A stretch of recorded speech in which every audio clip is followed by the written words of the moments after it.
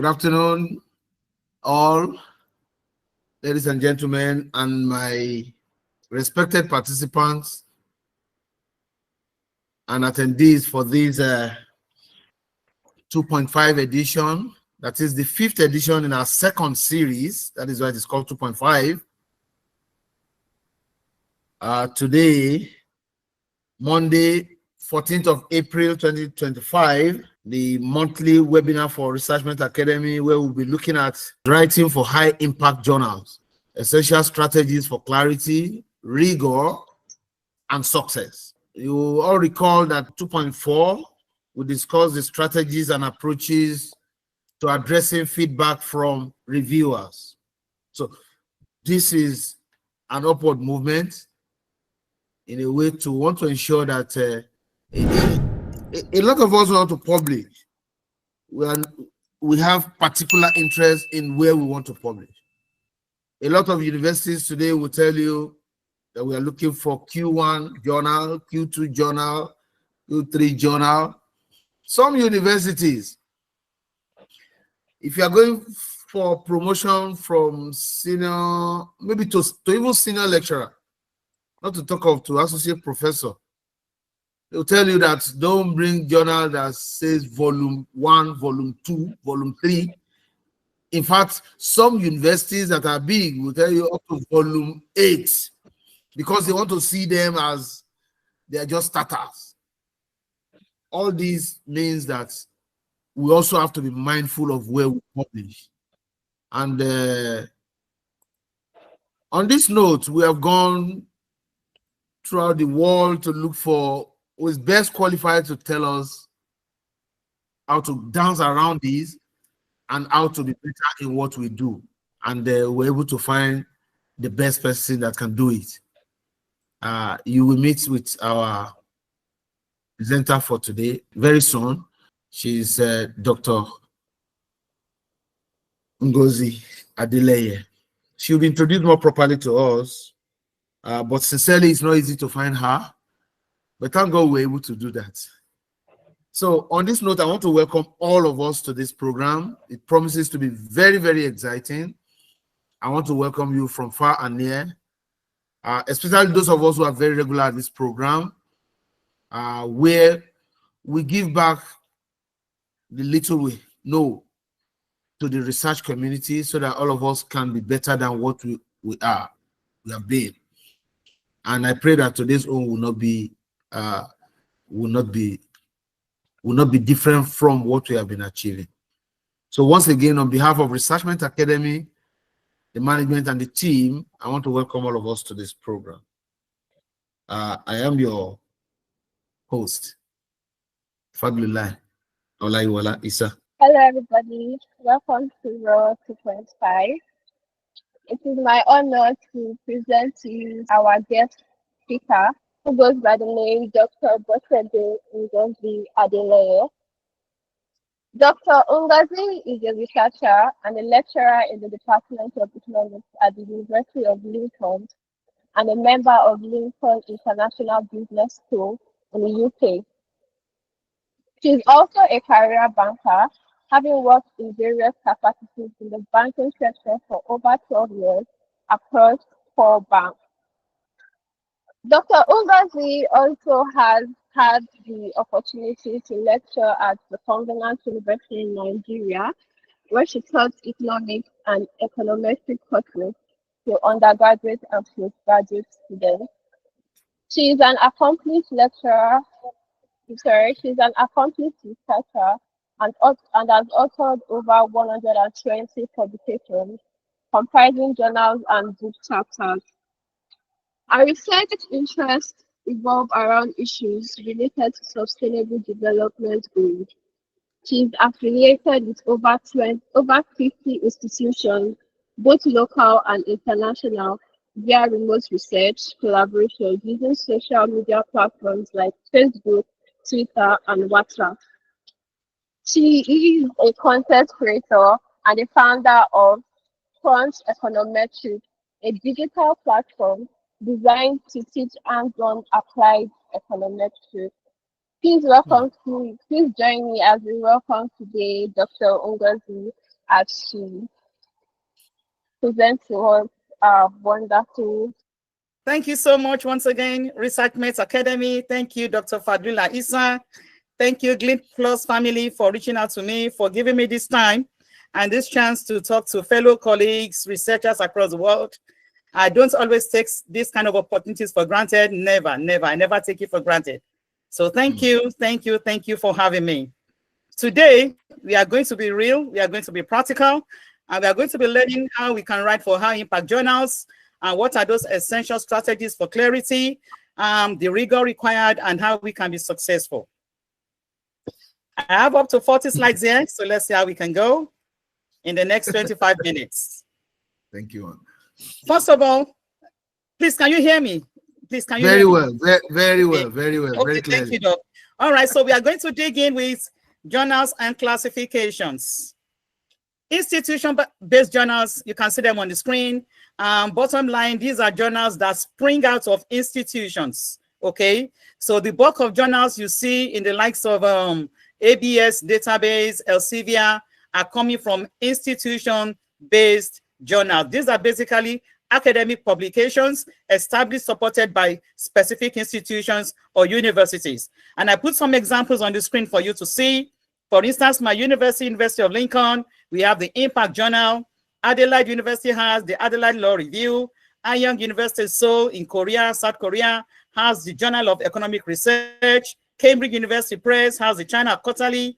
Oxford University Press has the Review of Economic Studies. So you can see that these journals you see today as being high impact journals actually spring from universities, okay? Okay. So next, let's see what association-based journals are. From the name, you will know that these are publications or journals affiliated with professional organizations or societies. For instance, the Journal of Marine Biology Association, Journal of American Statistical Association, American Psychological Association Journal. These are journals whose bedrock is coming from organizations, societies, who benefit and whose focus is on research. Again, the bulk of high impact journals often come from association-based journals vis-a-vis institution-based journals. The next one I'm going to talk about, which I tell people not to go near, is predatory. Predatory. These are publications or journals that falsely portray themselves as being legitimate scholarly journals. Okay? They often charge you high fees for publication. Most of them do not go through thorough peer review, and they practice unethical publishing services. Okay? I'm being careful not to bring out the list of predatory journals because I don't want to be sued, but what I'm going to tell you is how you can identify predatory journals, because the bulk of this webinar today is not on predatory journals, but I'm just going to give you some tips on how you can identify if a journal is predatory or not. Number one, they will quickly accept your paper within a week or two without no proper peer review. They will aggressively solicit for you to submit your paper, to their journal. They will just one day send Dr. Issa an email telling him he's part of the editorial board. They will often have websites that mimic original websites of high impact journals. They will also give you misleading impact factors when they are sending you such emails, okay? Like I said, I'm being careful, trying not to list these journals. So these are some of the tips whereby you can know whether you have submitted your paper to a predatory journal or to a high impact journal. So far, I've shown you institution-based journals, association-based journals, who they are, what they are, and predatory journals, how you can identify them. Now, let's move on to what we have for today, high impact journals. What are they? Who are they? Where can you find them? How can you recognize them? High impact journals, they are widely recognized and cited within their field. They are frequently used as a measure of a journal's prestige. Where can you find them? You can see there, you can see I put a green tick there like a pass mark. This is the only kind of journal you should be publishing your paper. Where can you find them? There are several databases where you can find them. But for this webinar, for sake of time, I shortlisted 4. And these are the databases I always go to before I submit my paper. I take the time. Scopus is there, Web of Science, Clarivet Web of Science, the Australian Business Deans Council, what we call the ABDC, and the Chartered Association of Business Schools. So I'm going to take each of them one at a time when we get there. So these are these are the places where you can find high impact journals. So let's talk more about high impact journals. What are their expectations? I mean, if you want to submit your paper to a high impact journal, what is expected of your manuscript? Number 1, clarity. Your manuscript should be clear. Readers should not have to second guess your hypothesis. They should not have to second guess your objectives or your research questions. So clarity is a no-brainer, non-negotiable.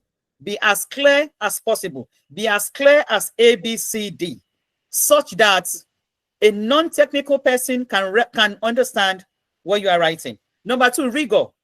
There must be some good measure of rigor, thoroughness, and consistency. If you are writing an empirical model, include some elements of rigor, not just a counterfactual kind of model. Put some elements of thoroughness, whatever you're doing, and let there be some consistencies. Plagiarism, 0 tolerance. No high impact journal will take your paper if the similarity index or plagiarism score is high. There's a threshold, we will get to that threshold. So there is 0 tolerance for copied work or duplicated work, okay? Novelty is expected. What innovation are you bringing about in your research? What is the uniqueness about your paper? Remember, the word is research. We keep searching. There is no end in sight to searching. So research. So it's a continuous process. Even though we cannot answer the world's questions, but what impact is your paper bringing in to the issue, at play? So what is the novelty that your paper is about? Knowledge. Are you contributing to the body of knowledge? In what angle? Are you contributing modeling? Are you contributing perhaps by research statements? Or are you contributing by the results or by the variables that you're using in your model? The journal is interested in your contribution to knowledge. High impact journals expect that you do proper referencing. You need to recognize the work of other people that you are using. Same thing with plagiarism.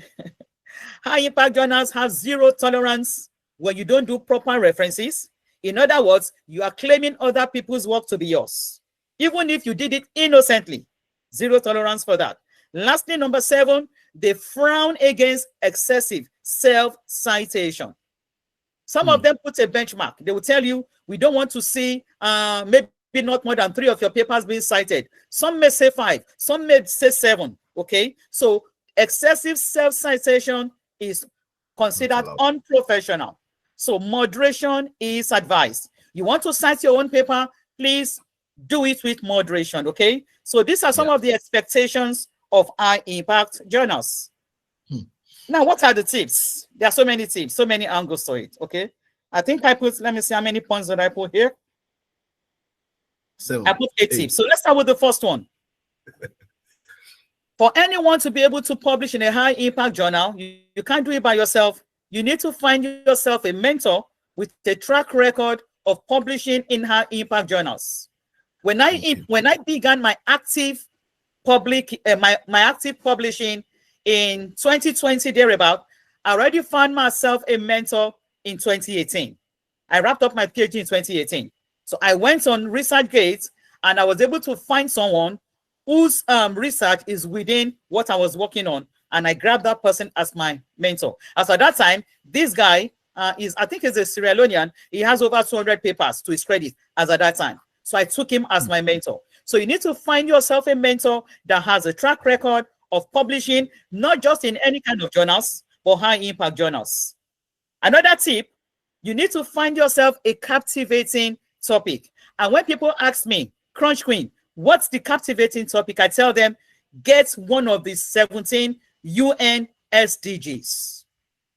Get any of the 17 United Nations SDGs. And don't forget, these SDGs are also in layers. SDG 1 has A, B, C, D, E. So pick any of them and hinge your paper on it. And make sure you capture that in your abstract. Okay? So have a captivating topic. Number 3, make sure you form a research collaboration. Collaboration is a game changer. I am a living testimony of what collaboration took me from 3 papers in January 2020, and by the end of December 2020, I'm not exaggerating, I had over 40 papers due to collaboration. So collaboration is a game changer. So find your team, find your network, form collaboration, and get started. That's another tip for you. Tip number 4, you can't be a good researcher without reading. It's not possible. You need to read the latest research within your field.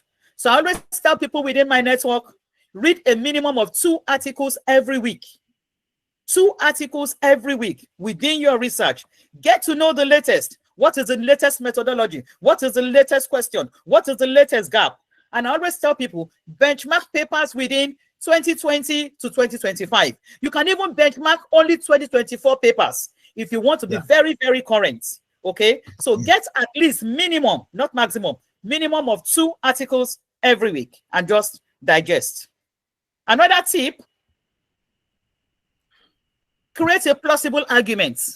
You can deviate from the norm. Research is your work, is your idea, is your ideology. You can create a plausible argument and run with that argument. It's okay to deviate from the norm. You know, part of my deviating from the norm, when I used to contribute to energy economics, I still contribute to energy economics. And what we often find from the literature is that non-renewable energy is a precursor to carbon emissions that trigger climate change. Okay, you can deviate from the norm and proceed from there. Okay, so it's okay for you to have your own plausible arguments. I've repeated number 6. Let me go to 7. Be ready to invest in getting new updates on analytical or estimation techniques. What I found out from people that I mentor is that most of them are not ready to learn, or they don't have the time to learn. As a researcher, to be honest, there is no way you can go past not bringing on board new analytical techniques or estimation techniques. You need to invest time and energy in knowing new methodologies. Honestly, there is no two way about it. Then you need to improve soft skills. I listed 6 areas where you can list soft skills that will help you to publish in high impact journals. You must be able to make good grammatical constructs, have good hypothesis constructs. You must be able to have analytical constructs. You can use schemas, you can use graphs, okay? Have get a grip of hands-on applied econometrics. Learn how to use analytical softwares, SPSS, Stata, eViews, R, Python, as many at your disposal. For me, my proficiency is in Stata. From Stata, I have proficiency in eViews, and I have proficiency in SPSS. My proficiency in R is below 50%. I have no proficiency in Python. So you can see that from what I've listed, if I have any work to do today, I put it into Stata or eViews or SPSS. So as a researcher, at least have knowledge on at least 2 analytical techniques that you can comfortably analyze your data. And lastly, I always stress it, make sure you have knowledge about using automated referencing software. Gone are the days where you have to do manual referencing. You are writing your dissertation or you are writing a manuscript and you are using manual referencing, manual citation. You make mistakes, honestly. So try to use automated referencing softwares like Mendeley, Zotero, or EndNote. To the best of my knowledge, Mendeley is free, Zotero is free. EndNote, you have to pay for it. So you can get grip of Mendeley and Zotero and begin to learn how can I do automated referencing, how can I do automated citation when I'm working on my manuscript. So I want to believe that with these few tips, you begin to have a good grasp of your manuscripts when you are packaging them together, and that will channel you into publishing with high impact journals. Now, having said so much about high impact journals, some of you may be wondering, how can I search and where can I find them? I've been able to list 4 search engines where you can get high impact journals. And these are search engines I use all the time. So whatever I'm teaching you today, I am a practical example of what I'm teaching. Whatever I'm saying today is an example of what I've done or what I'm doing currently. Number 1 is Scopus. Scopus is a no-brainer, managed by Elsevier. If I want to publish any high impact journal, once I get the name of the journal I want, I plug it into Scopus. What am I looking for into Scopus? Don't forget, Scopus has over 4,800 journals. I mean, the list is endless. 4,800 journals over are in Scopus. And they are ranked between Q1 to Q4, Q1 being the highest percentile. So when I get a journal I want to publish in, the first go-to database for me is always Scopus. I plug it into Scopus. What am I looking for? The name of that journal. The percentile. I want to know the percentile of the journal. Is it Q1? Is it Q2? Is it Q3? Is it Q4? I want to know for how long they've been publishing because the dates are always there. You see, I want to know their site score. So there are so many metrics I can get from Scopus. So Scopus is one of the journals whereby you can get, it's one of the database, whereby you can get high impact journals. I made an example on this slide. You can see here subject area. There are several subject areas covered by Scopus. I know this department, I think Dr. Isa is an agricultural department. So if I have an agri paper, I could just come here in subject area. I could just type agriculture and it's going to bring me all the subject areas in Scopus. Am I writing a paper on food science? Am I writing a paper on forestry? Is it horticulture, animal sciences? It's all there in Scopus. So from there, I begin to check. Which one do I want? Which one do I want? Okay. So Scopus is my go-to when I'm going to check for high impact journals. The next go-to is Web of Science. Some people call this the big boys database. I remember those when people post, I publish in Web of Science. I didn't even know what they're talking about. I never knew that one day my paper too would be Web of Science. So Web of Science is also where I go to. After going to Scopus, I want to come to Web of Science to see the categorization. Is it SCIE index, that is Science Citation Index Expanded? You can see all of them here on the screen, if you can see my screen clearly. In Web of Science, you have SSC High, which is the highest. People boast a lot. If you can get your paper in SSCI, you are made. It's like you are done. So SSCI is the highest. So I want to see that paper I saw in Scopus. What is the categorization in Web of Science? Is it SSCI? Is it SCIE? Is it ESIE or AHCI? They are all here, okay, on the screen. The full meaning of those acronyms, you can see them right here. And the highest of them all is SSCI. So you want to know whether that your paper you saw on Scopus is SSCI. If it's SSCI, fine, try your luck, put it in. So SSCI is another channel where you can get correct, solid, high impact journals, okay? And I have all the links for you. Now, still on high impact journals SSCI. Maybe you don't even know which one to choose. They make it easy. Manuscripts matcher, you can see. Put your title. I do this a lot. It's like I don't even sweat it. I put my title, I put abstract, and I click find journal, and I fold my arms. And the journals start dropping like Jose. They start dropping like rain. Then I start checking, and I know what I'm checking for. Is it SSCI? Is it SCIE? Because I know any journal I see in Web of Science is not predatory. So the idea of predatory is already nullified. Are you following, my people? Very well. Very well. So once I put my title, I put abstract, and I click find journals. So this one is even an easy way. If you are going on Web of Science, click find journals, fold your hands, and let the journals begin to drop. Then one after the other, begin to go into the journals to see their criteria, to see their classification. Do I want SCIE? No. I may want to try my luck to SCIE or SSCI. Okay. So this will also help you. It will even reduce your search time because the kind of journals that will drop in this case are the journals that you can like, that will likely accept your paper. That is just it. So most times I just come to manuscript matcher. I'm not going to joke with you. I just come here manuscript matcher. So when I get that manuscript, or sorry, when I get the journal, I may now go to Scopus and check the percentile. Do you understand? So I use all these search engines at the same time. After having found the journal I need, I will just copy the name, post it on Scopus, and check, is it Q1, is it Q2, is it Q3, is it Q4? Okay, so another engine for you there is Web of Science. This is the third one, the ABS. This one is for the big boys. You see, this journal is for the big boys. It's for the business schools. Jesus, I don't know how to clarify this. You see this database, you could see a paper Q1 in Scopus. You will come to ABS, you will see it as ABS1. The highest is ABS 4-star. Have you seen the categorization? Maybe you didn't hear me well. Let me repeat. You will see a paper in Scopus Q1. You are happy, you are clapping. By the time you put that name in CABS search engine, you may be seeing ABS1. I'm not joking. Really? You may be seeing, because you see this search engine. If I tell you it's for the big boys, please don't even argue. Don't argue.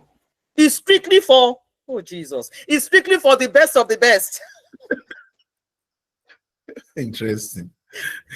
Yes. It's strictly for, but I can tell you one thing, you can publish there. If I can publish there, you can. Forget. Not the paper. We go right now. The kind of levels these journals are is mind-blowing. So when I see my paper in Web of Science, I'm very happy. I know automatically to be in Scopus, I'm not bothered, but I am concerned about the ABS categorization because that's another level. In the UK, for promotion, they'll be looking for ABS 3, ABS 4, ABS 4-star. It's no joke. It's no joke. They'll be asking you, how many ABS 3 papers do you have? They're not asking you for Q1. Wow. I'm not joking, sir. I'm not kidding. They are not asking you for Q1. They are not really asking you for SSCI. I think SSCI is mostly prevalent in Asian universities. Because I have so many Asians in my network. So they are most particular about SSCI and ESCI, whatever. But in the UK, is ABSO. They want to know how many ABS 3, how many ABS 4, how many ABS 4-star you have. But you can start from ABS 1. I have ABS 1, I have ABS 2, I have ABS 3. I only have one ABS 3. Let me confess, only one. Only one. Only one.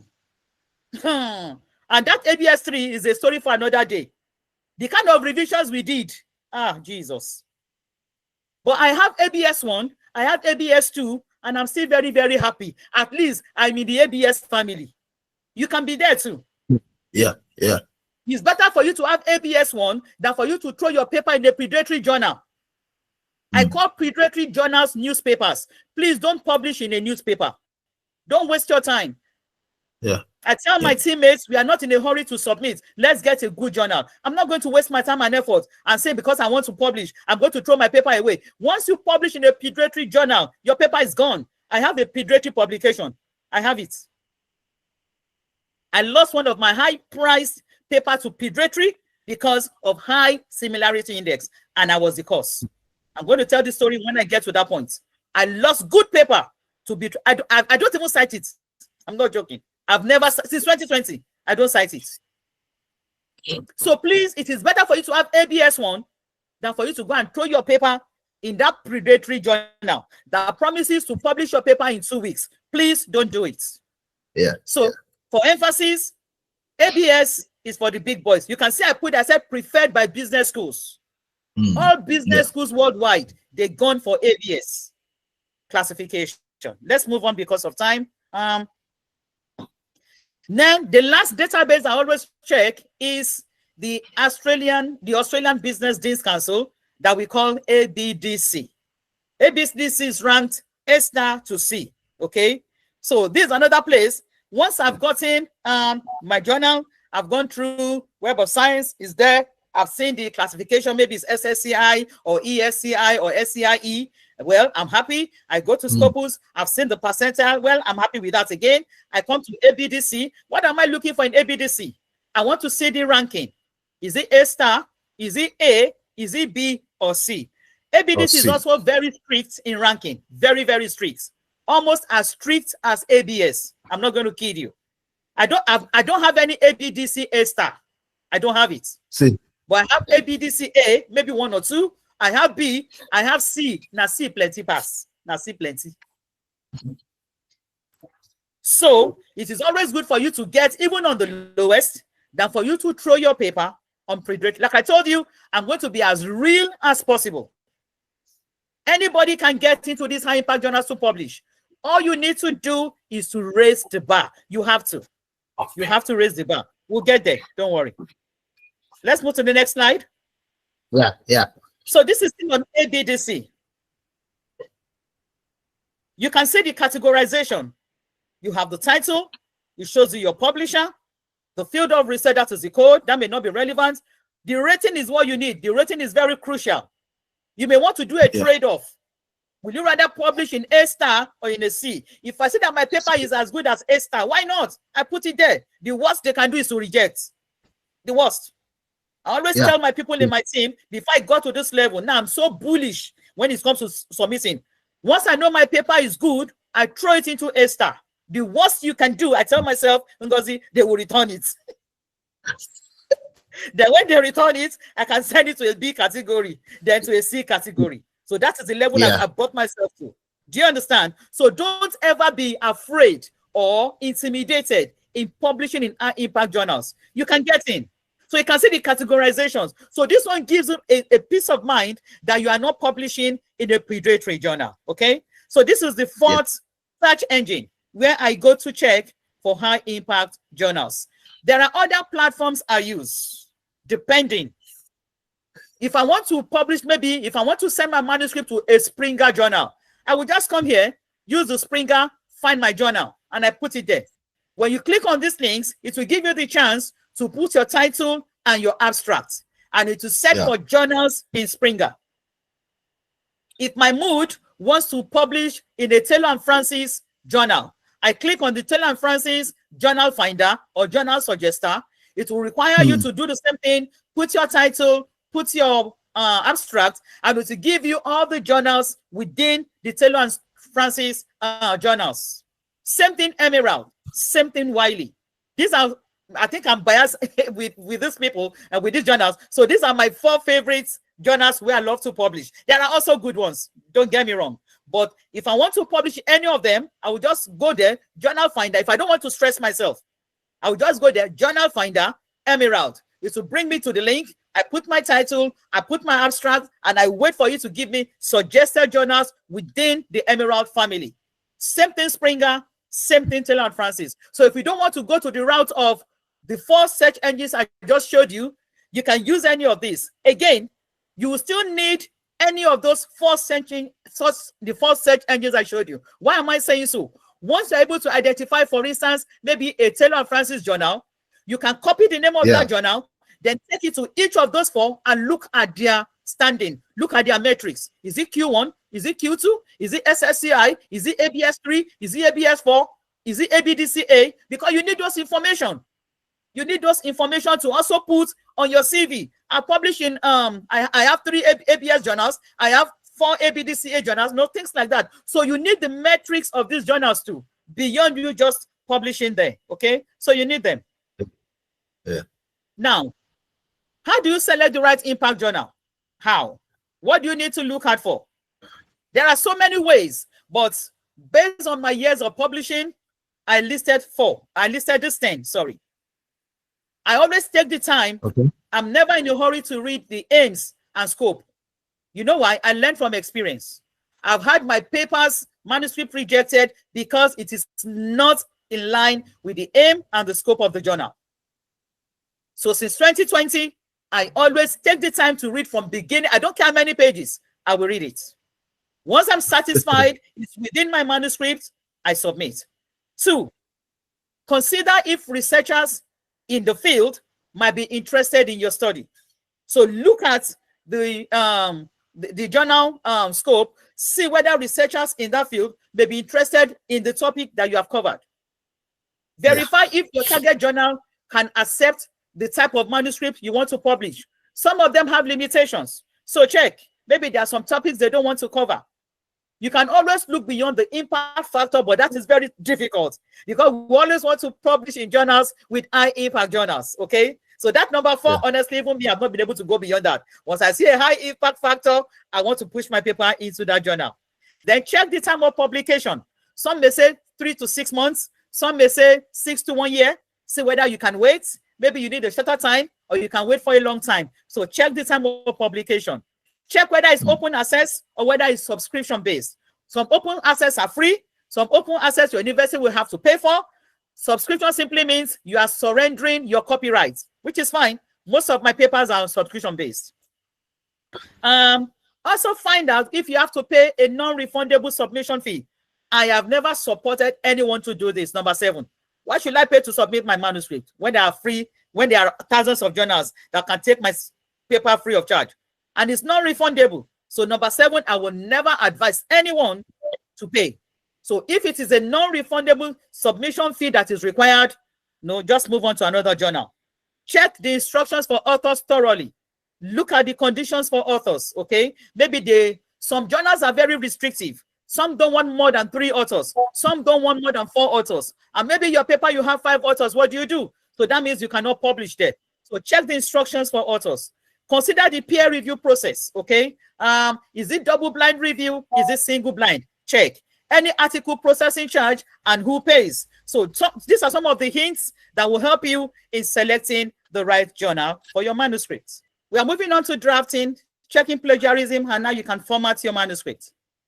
So if you want to draft your manuscript, like I said, focus on any SDG topic, restrict your word count between 6 to 7,000, use automated referencing, use Grammarly for correction, do not use personal pronouns, I or we, use the study or authors, make sure your similarity index is very low, below 20% is advised, then make sure you get OSID, have an OSID number.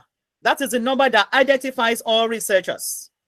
For you to check your plagiarism score, very important, you can use any or combination of this. You can use your Microsoft Word, you can use Turnitin, and you can use Authenticate. For Microsoft Word, I have shown you how you can use it. Go to Review, go to Editor, look to the right. You see the editor score that checks for grammar and writing style. And below that, just scroll down a bit, you'll see similarity. So you can always use your Microsoft score to have an idea of your plagiarism score. It is important you know this. If your score is too high, it's a problem. How can you format your manuscript? There are various hints which I've given in previous slides. You have to, first of all, prepare a clear and logical paper using automated referencing. Now, formatting will be subject to the journal that you are submitting to, okay? Most of them will emphasize the number of word count for your abstracts. Some of them may say they want structured, graphical, or unstructured abstracts. Referencing formats, they may tell you we want Upper or Harvard. Some of them will put total pages or word count. It is important to use consistent language, either British or American, then single or double blind submission. Make sure you remove author's details. So this is the generic formatting of manuscripts. Now, peer review process. I remember Doctor talking about peer review process in one of your previous webinars. I just put something here to guide as many people on the peer review process. Your paper can be rejected due to journal misfits. What do? Submit. Rejected without reason, don't even sweat it. Take your paper to another journal. Desk rejection with reasons. Look at the reasons. You can take them on board if it's necessary. Improve the manuscript, submit it somewhere. If your paper is peer reviewed and rejected with feedback, look at the reviewer's recommendation, incorporate your feedback if it is relevant to your scope, submit the paper somewhere else. What if it is peer reviewed and rejected with feedback? Okay, editor's decision. This one has happened to me on 2 of my papers. Reviewers recommended publication, acceptance, but editor rejected with reason. It depends on the editor's taste. So what did I do? I didn't sweat it. I just revised the manuscript and submitted elsewhere. Peer review with feedback for resubmission. Everybody loves number 6. You want your paper to be reviewed with good comments and with hope of acceptance. Look at all the comments, incorporate as many as you can. For those that you cannot incorporate, write to the editor and submit the revised version. Rejection with feedback after you have revised, well, you can write to the editor.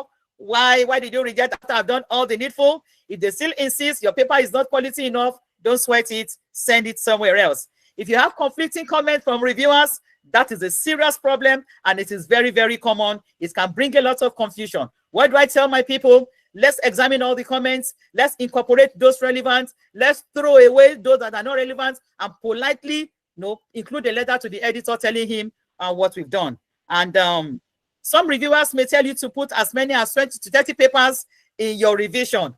It's a huge problem, and editors tend to do a blind eye. What do? You can just incorporate maybe 5 of their papers to make them happy. Write a letter to the editor. Well, it will be too bogus for me to include all 20 papers, so I will only include 20, and several others like that. I put a bonus here, a writing template for as many who are interested. This is the template I used to guide my collaboration in the days when I was still actively involved in publication. So I put all the sections and I portion word counts. So if I'm going to put you on section 3, I only need 1,000 words from you in that order. So I can have a total of 6,000 words to submit. Don't forget, at the end of the day, we may have more word counts when we are revising. But when we want to submit, I try to keep our word count between 6,000 to 7,000. And if I'm having 1, 2, 3, 4 authors, I have this template to guide us. So perhaps after now, you may want to take a look at it and see if I'm having 3 authors on my paper, this is how I'm going to distribute the responsibility, and this is what is expected. I put here, no one writes for free. Why am I saying so? I do not encourage free riders. If I'm going to tell you to write a portion of the paper and you refuse, I will politely drop you. So I don't encourage free rider, and I will not encourage anyone to allow free rider. You know who free riders are? Free riders are just add my name. I heard you are writing a paper, Ngozi, put my name. I don't encourage put my name. If you cannot contribute, sorry, your name cannot be there. Research profile and visibility. This is the last one. Sorry, I'm rushing due to time. Yeah. If you don't promote yourself, no one will. If you don't. So regardless of whether you have published an article or not, you need global visibility. You have to be an academic researcher without borders. Put yourself out there. Start a blog. Get on YouTube. Get connected with researchers. The world needs you. The world is incomplete without your contribution. You need to start creating profiles on Scopus, on Publon, academic.edu, ResearchGate, LinkedIn, Google Scholar. Make sure you have your visibility. If you don't talk about yourself, no one will. And these are my profiles. I have profile on Scopus. I have profile on Publon. I have profile on ResearchGate. I have profile on LinkedIn. I have profile on YouTube. And this is my profile on Teachable. Thank you for your time. Thank you for listening. If you have any questions, I'm all ears. Thank you. Thank you very much. I have learned a lot in this presentation. And I'm very, very sure too, a lot of people behind the scene were calling me that don't stop the presenter. Thank you, Simeon. Thank you, everyone. Inemeka, thank you. I have listened to them, and because of that, I didn't stop you. But this is 7 minutes to 4. We will still manage our time and ensure that all other things are done. I have to rush. Before I move ahead, let me say this very clearly, that the presenter has done so much well. I can see accolades and so many, a lot of response from the audience. But the truth remains that most of us forget, especially those who are regular on this program, we forget that this program is not an end to itself. A lot of you are even asking me, when am I going to send the PowerPoint? I say, are these people new? All our presentation in Researchment Academy are on the YouTube, and you can watch this presentation as many times as possible and recommend it. In fact, the problem we are having now is that there's a lot of traffic in people watching our program via the YouTube. Unfortunately, because we have metrics and we track it. A lot of people watch it, they will refuse to even say like, not to talk of share. You agree with me that what Madam is telling us here today, a lot of professors, if they are here, if you bring 100 professors on ground, as far as Nigeria's setting is concerned, I am telling you that more than 90% of them will not meet the pace at which the presenter has taken us to today. And because of that, I want you to please appreciate her the more. I have particularly learned a lot. I am not using manuscript matcher. I'm just hearing it sincerely. I have also been, I'm also the type that doesn't like free riders. In fact, in one of my latest presentation, I talk about free riders. And the problem with free riders is that you are killing the academic system if you give somebody opportunity for free riding. Correct. I have done it severally too. I will finish my paper and I'll start looking for, I call them sheep and goats, maybe because I'm in agriculture. Yes, that when you finish your paper, you now look for sheep, goats, chicken, just because the university said there should be collaboration. I think the collaboration has meaning and we must make sure we maintain it. Once again, Madam, I want to appreciate you and thank you so much that for having a good mastery of what you have discussed with us. And I wish you all the best and God bless you. Thank you, Madam, for a well presented. First, I have two observations and one question. So the first one is that you talk about reviewers or editors recommending that you use some of their publications. In journals where that happened, as an author, you have the right to complain. I'm a reviewer. I review for Emerald, Springer, and Taylor and Francis. I've also published with these people. There is a kind of opening where you can make this comment. It's not ethical because under the form that you are given as a reviewer, there is a space for conflict of interest. If you notice any conflict of interest, it is for you to say, I have publications in this area. Probably this author may. It is not ethical for you to want to suggest that authors should do that. That's the first observation. Now, in terms of trying to look at impact index for publication, you know, the problem with Nigeria here is that I've seen situations whereby a professorial candidate has been stepped down because even though he has published with journals of high impact, he is somebody from communication, but most of the journals are business and accounting or finance. And then you see people raise argument and say you are not publishing in your thematic area, thematic journals. What can we do about this? Do we need to enlighten our, academic here to say it is not the thematic journal that matters? It is the content and probably the prerogative of the journal. So, Madam, some journals will require for money during publication. For young researchers like we, how do we maneuver that? That you need to pay as much as I to publish the journal after it has been accepted. She said we can use WordTunes, QuickBolt or something for editing. Is it that after when they do all this turn it in analysis or something, won't it be like AI detector or something?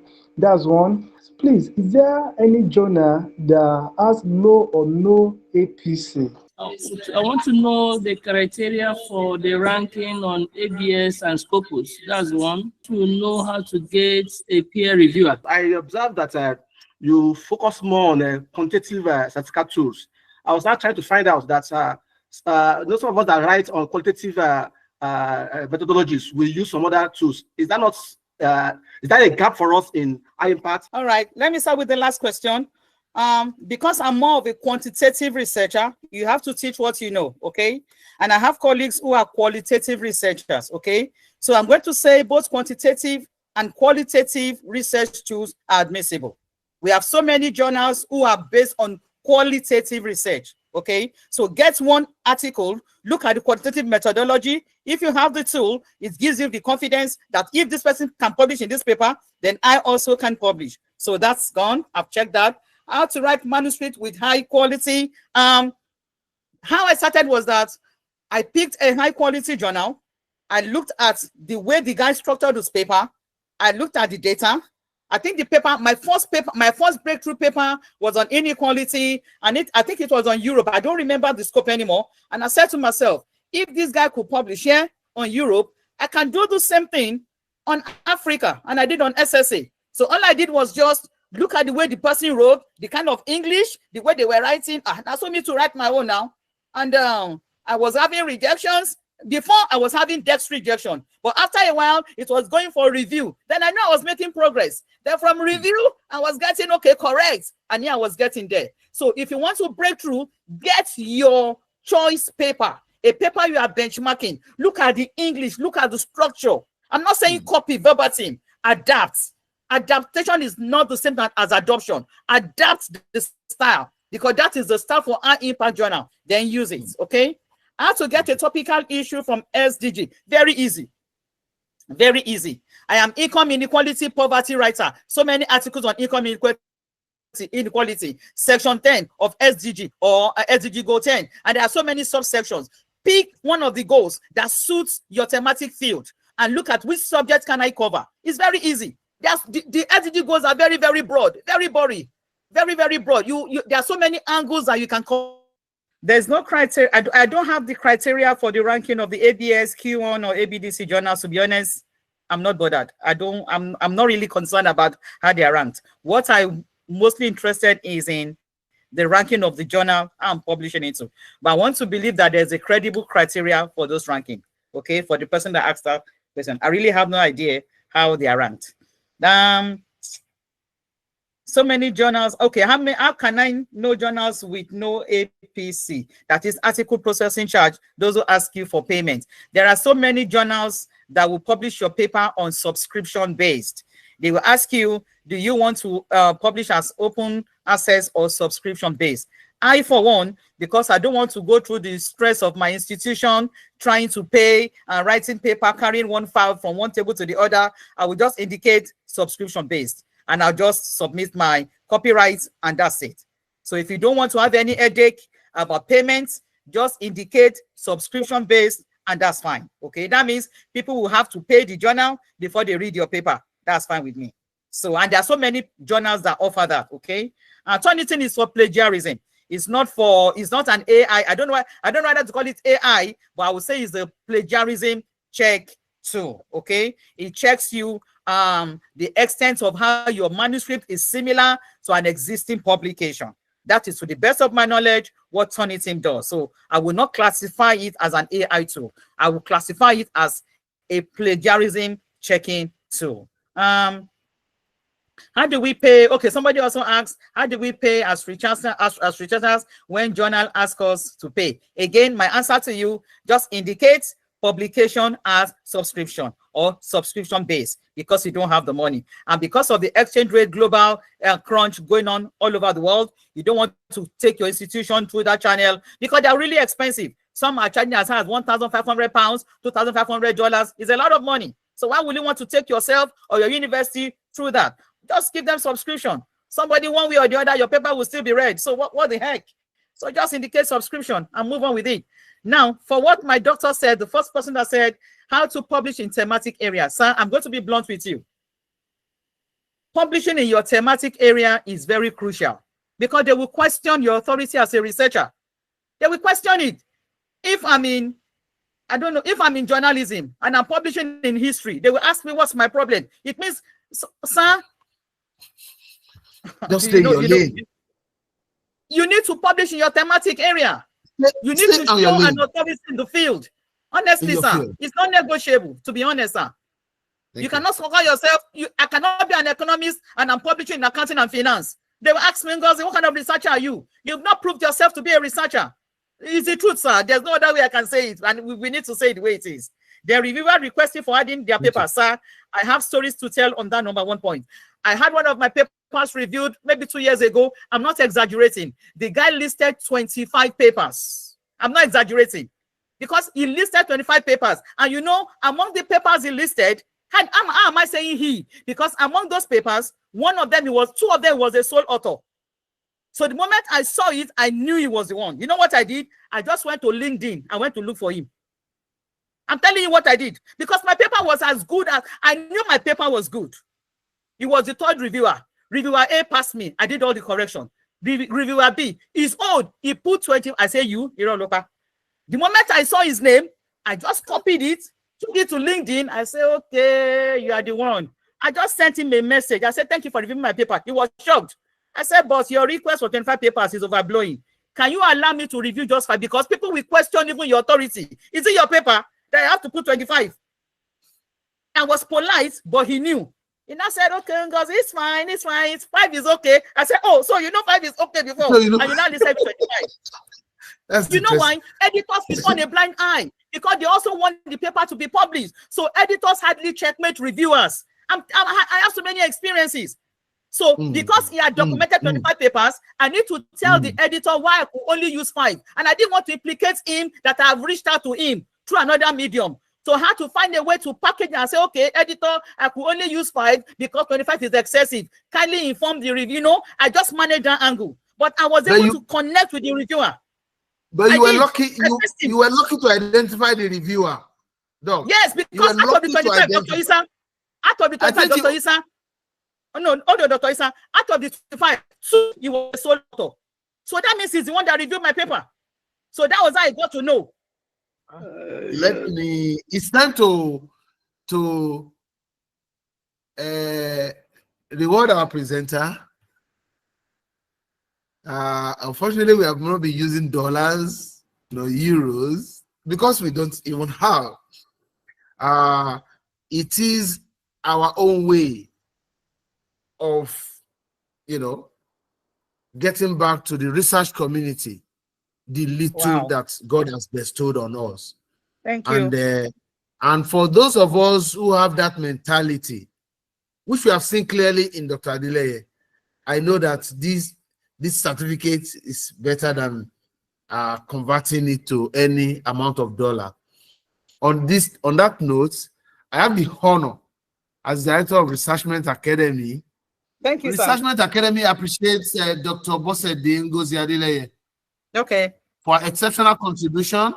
Okay. As the guest speaker at the April 25th edition of the Researchment Academy webinar on writing for high impact journals, essential strategies for clarity, rigor, and success, held on 14th April 2025. Madam, on behalf of Researchment Academy, I say congratulations. Thank you very much. Thank you very much.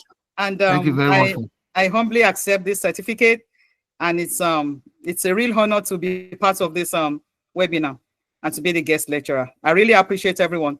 Thank you so much, sir. Thank you. We want to really appreciate Dr. Bosede Ngozi Adeleye for this wonderful presentation. First, we don't really know her, and she accepted our invitation wholeheartedly. That was awesome. And she has proven beyond reasonable doubt that she is a true daughter of Nigeria, and she's representing us anywhere. Thank you very much. Thank you. So I want to appreciate the past presenters that are with us. I saw Dr. Fatoba when he came in. Yes, I don't know, he's still here with us. Thank you. Yes. So, and all the participants, both old and new, that are with us today, we really appreciate you. Researchment Academy team, I can't thank you enough. The director, thank you for leading us to the right path. And I want to keep this in that writing for high-impact journals is not a day job, it's a process. Please endure the rigors, endure the pain, because you have to stay up at night the daily job is not going to be enough. And lastly, I want to implore you to follow us on social media. Please make your contributions, share what we do to the public.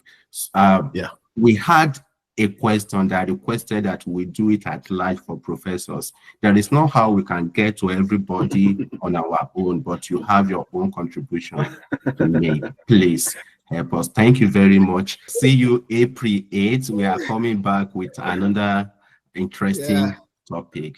Thank you very much. Thank you, everyone. Thank you. It's a pleasure. Have a great day.